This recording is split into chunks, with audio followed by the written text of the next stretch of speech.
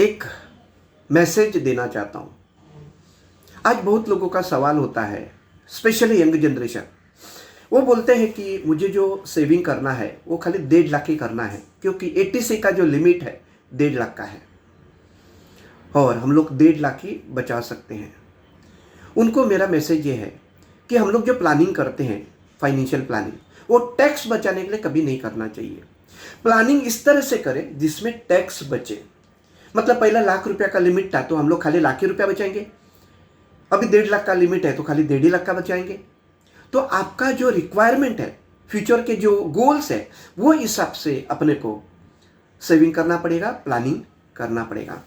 जब भी ये सवाल मेरे पास आता है तभी मुझे टाइटैनिक की स्टोरी याद आती है। टाइटैनिक, ये आप लोगों ने सभी ने ये फिल्म देखा होगा। और एक टाइटैनिक ऐसा जहाज बना था, शिप बना था, जो कभी भी डूब नहीं सकता है, कभी भी टूट नहीं सकता है, इस तरह से बनाया था। और उसमें ट्रैवल करना बोलेगा तो एक वर्ल्ड क्लास एक एक्सपीरियंस था। सब लोग उसमें कर नहीं सकते थे ट्रैवल, बहुत कम HNI लोग उसमें से ट्रैवल कर सकते थे। और ये शिप 1912 की बात है, तभी ये ट्रैवल के लिए निकला। और आप लोगों को आगे का स्टोरी मालूम है कि ये जहाज डूब गया। जहाज में 2240 पैसेंजर थे और जहाज डूबने से 1500 पैसेंजर का डेथ हो गया। नहीं होना चाहिए था लेकिन डेथ हो गया, ये आप लोगों को मालूम है। तो मेरा सवाल ये है कि तो 1500 पैसेंजर का डेथ क्यों हो गया? तो आप बोलेंगे कि जहाज डूब गया करके डेथ हो गया।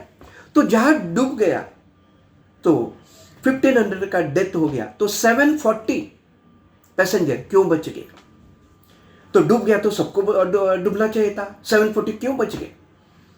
उसका आंसर ये है, जब भी ये शिप ट्रैवल करने निकला था तो लाइफ बोट बेचने वाला व्यक्ति, सेल्स व्यक्ति, उनको ओनर को जाके मिले और उन्होंने बताया कि 2240 जो पैसेंजर है उसके लिए करीब 80 लाइफ बोट की जरूरत है और आपको लाइफ बोट लेना चाहिए और मिनिमम आपको 60 तो लेना ही चाहिए। 80 लिया तो बेस्ट है, 80 नहीं होता है तो कम से कम 61 बोट आपको लेना चाहिए। तो ओनर ने बताया कि मुझे इसकी कोई ज़रूरत नहीं है, ये जहाज ऐसा बना है उसको कभी कुछ नहीं हो सकता है, कुछ नहीं हो सकता है। तो जो सेल्स व्यक्ति था उसके पास उसका आंसर नहीं था, लेकिन ये एक आइडिया उन्होंने उनको बताया। उन्होंने गवर्नमेंट का एक लॉ उनको बताया कि कोई भी जहाज पानी में निकलता है तो उनको मिनिमम जो लाइफ बोट है रखना ही पड़ता है। तो आप रूल तोड़ते हो, तो उन्होंने 20 लाइफ बोट रूल के हिसाब से ले लिया और ये 20 लाइफ बोट की वजह से ये 740 पैसेंजर बच गए।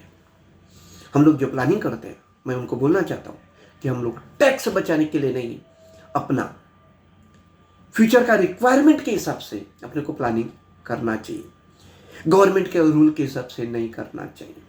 तो मेरा मैसेज जो 1.5 लाख का बोल रहे उनके लिए ये था। और दूसरा मैसेज जो सेल्स व्यक्ति है उनको भी मेरा मैसेज है कि आपको कोई भी चीज अच्छी तरह बताने को आना चाहिए।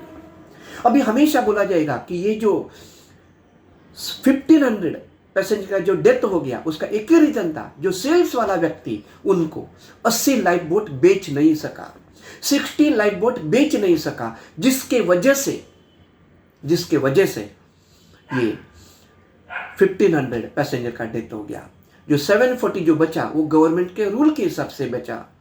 तो जो सेल्स व्यक्ति को मेरा रिक्वेस्ट है, आप जो व्यक्ति के पास जाते हैं उनका जो भी फाइनेंशियल प्लानिंग बताते हैं उनका रिक्वायरमेंट के हिसाब से उनको बताना जरूरी है। उनका पूरा जीवन का प्लानिंग रिक्वायरमेंट के हिसाब से बताएंगे और डेफिनेटली वो आज के बजट के हिसाब से करेंगे। जैसा जैसा उनका बजट बढ़ेगा तो उनका रिक्वायरमेंट की तरफ उनको लेके जाना चाहिए, ऐसा मुझे लगता है। Thank you very much.